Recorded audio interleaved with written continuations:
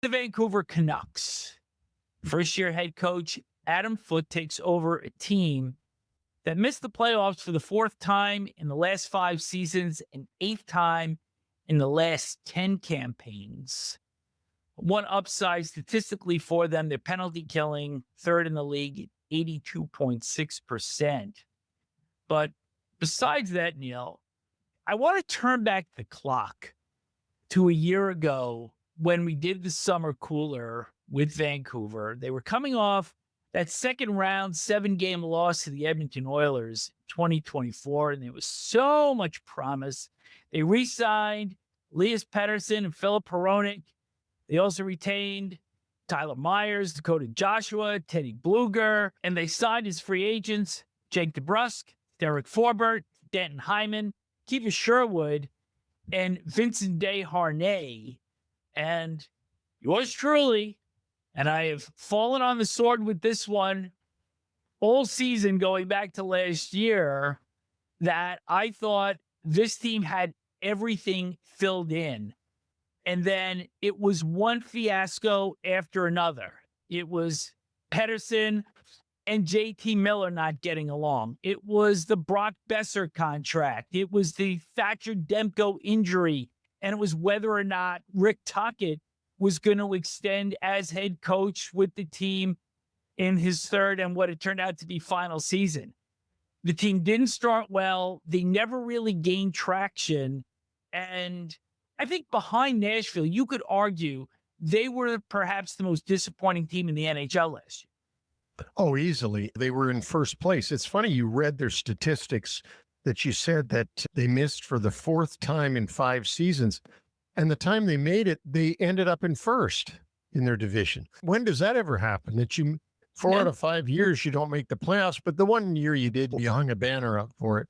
I think their whole season was just a catastrophe from one thing to the other. If it wasn't the bullying of J.T. Miller on Elias Pettersson, and made Pettersson have a horrible year. Pettersson, who was their 102 point scorer in 22-23, 2 years later dropped down to 45 points with only 15 goals after a high of 39 and 34 the year before. He really dropped off even with the new contract. And J.T. Miller was traded away for Filip Chytil. Of course, Filip Chytil goes out with another in a series of concussions that he's had during his career. That it didn't turn out too well for them.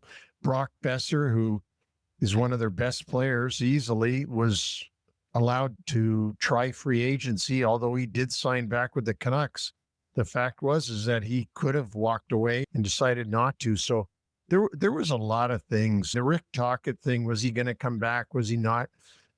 You know, now he ends up back in Philadelphia. That's strange too. How many times does a coach just walk away and go somewhere else? And then Adam Foote now is getting his opportunity to be a head coach in the NHL. So it was a bizarre year. Quinn Hughes was hurt for a number of games for them, and he's their franchise defenseman, a former Norris Trophy winner. Not to mention the fact that they've got 3 guys on the team that all have the same name, Pettersson. Yeah. And they got 2 guys that have the same first and last name in Elias Pettersson, the defenseman whose middle name is Nils, and of course, the aforementioned Elias Pettersson, the former 102 point scorer. Let's hit the offseason movement for this club. And as you mentioned, after everything that went on with Brock Boeser, he winds up staying on for 7 years at $7.25 million. He also re-signed Thatcher Demko for 3 years at $8.5 million.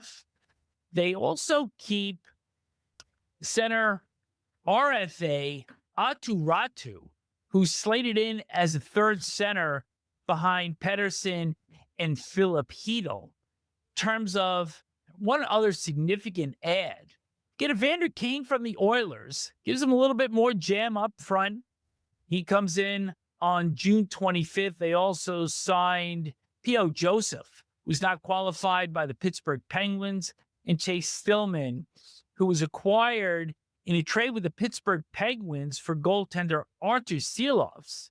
So the drops, in addition to Silovs, who had that very impressive playoff run in 2024, Dakota Joshua traded to Toronto, Phil Giuseppe signs as a UFA with Winnipeg, Pius Suter, big loss there, signs as a UFA with St. Louis, and Noah Yulson signs as an unrestricted free agent with the Philadelphia Flyers. So I look at the collective on this team, Neil. Look at the forward group. Top six, not bad. Bottom six starts to thin out a little bit. I don't think their defense is bad at all with Hughes. Teamed up with Filip Hronek, who lost a lot of time last year, has one of the best and most underrated shots in the NHL from the point. There's Marcus Pettersson, Tyler Myers, Eric Forbert, who we mentioned earlier, and, of course, Elias Pettersson, the defenseman. So with that, I think there are parts here. The bar is much lower than it was a year ago. I think that works in the favor of rookie head coach Adam Foote. I think so. And you look at their top line and look at the guys they're going to have on the power play. They got Jake DeBrusk, who had his best year last year in his career, goal scoring wise. They got to get a bounce back year out of Elias Pettersson, the center, that between DeBrusk and Brock Boeser. They brought in Evander, Kane for a second line presence. Chytil has to stay healthy, hopefully, although when you say stay healthy, it's only one injury that he keeps having, which is a concussion, and pretty tough to stay away from unless you don't go anywhere near anybody. And then they got little Connor Garland, who just runs around like a little buzzsaw, annoying everybody, including Connor McDavid. He even got Connor McDavid to get suspended. And then after that, they've got reasonable depth, not great depth. They're going to be depending on that first line, DeBrusk, Pettersson, and Boeser, for sure. Evander Kane was a third line at best on Edmonton. And as we said, they're going to have to stay healthy as well. One final note on the Canucks.